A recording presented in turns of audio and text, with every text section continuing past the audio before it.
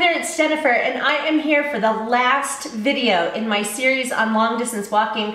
I have been doing this series for almost a year as I was preparing to walk a full marathon, which I did last weekend. So anyway, yeah, if you didn't catch any of those videos, I'll link some of them in the space below, and then you can go onto my channel to find the others under the fitness playlist.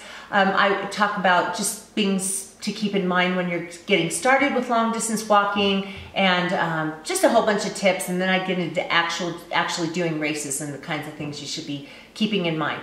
I'm not a healthcare professional, I'm not a trainer, I'm not a coach. I've just to date done 5 full marathons and 20 half marathons as a walker. So anyway, the last video, what I want to talk about is what to do and not to do after a race. And I'm talking about right after the race, and I'm also talking about in the weeks following a race. So right after a race, of course, you want to keep moving. If you just sit down, you're going to stiffen up. You want to keep moving, but keep moving slowly. I like to do what I call the sexy walk, which is, kind of as you walk, really leaning into your hips, elongating your legs, sort of over-exaggerating that walking movement. It's a natural way of stretching out your muscles and keeping you from getting stiff.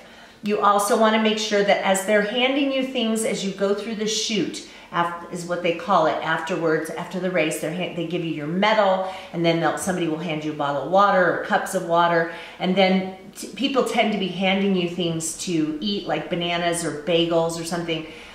You want to snack on a few things like that. You don't want to pig out, but you do want to make sure you're having some protein and carbs afterwards, and you continue to drink water, because even though you might have started the race fully hydrated and you may have had just a light yellow colored pee, you will often notice that either you're not peeing at all after a race, or your pee is darker, and that means you just need to continue to hydrate. You just need to continue to hydrate for hours afterwards. And yeah, and you can kind of gauge the color of your pee to know if you can kind of pull back on that or not. Okay, so when you get back to the hotel, it would be really tempting to take a bath. A lot of people say, oh, I just want to take an Epsom salt bath. Because Epsom salt is supposed to be good to put in a bath when you have sore muscles. But you should not do that after a race, when you have been pushing yourself really hard. And I've heard somebody describe it as stewing in a tub of your own lactic acid. There is something about taking a bath that is supposed to make you more sore than not.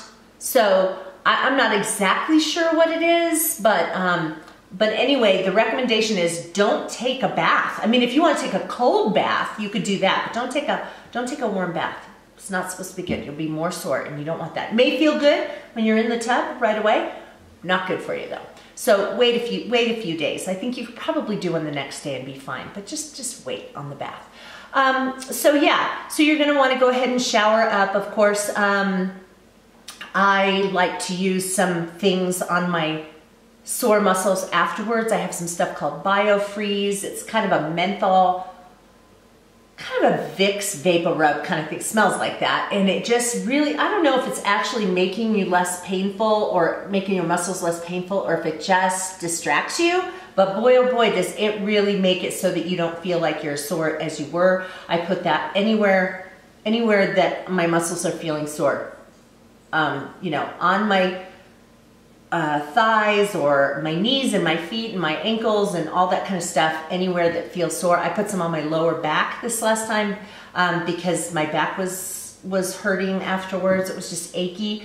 So that kind of thing. There's all different kinds of stuff like that you can use. Okay, so then of course, you've hydrated, you've taken care of, all of that short-term kind of stuff, putting things on your body to ease the aching of your muscles. Definitely ice. Whether it's a half marathon or a full marathon, I recommend icing. And if you're going someplace and staying in a hotel, bring your own Ziploc bags, because those little plastic bags that sit, the things that they give you in your hotel room to fill up with ice, those little ice buckets, those little plastic bags they put in there, they leak like crazy.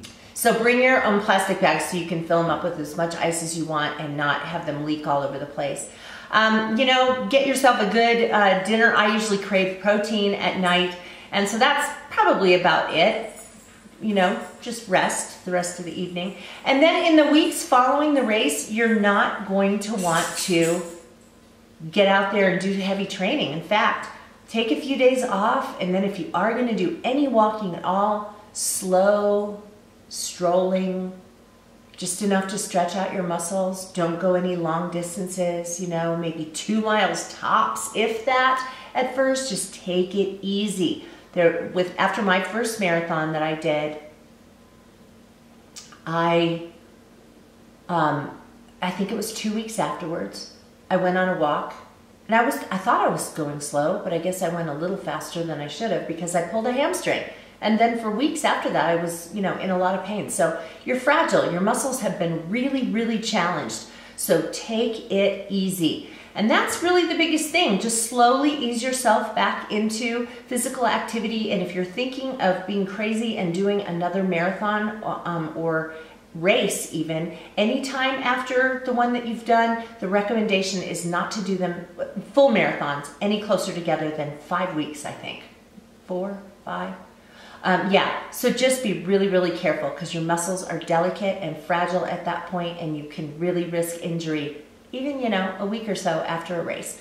So anyway, I really hope that this series has been helpful for you. If you have gotten some great information and it's helped you, I'd love to hear about that. So, so comment in the space below. If you're getting ready to do any races or you're planning to train for some, I'd love to hear about that too. So hope you guys are doing well. Like I said, I hope this was helpful. And if you're not currently subscribed to my channel, hit that button right there. YouTube will let you know when I upload new videos, which is several times a week.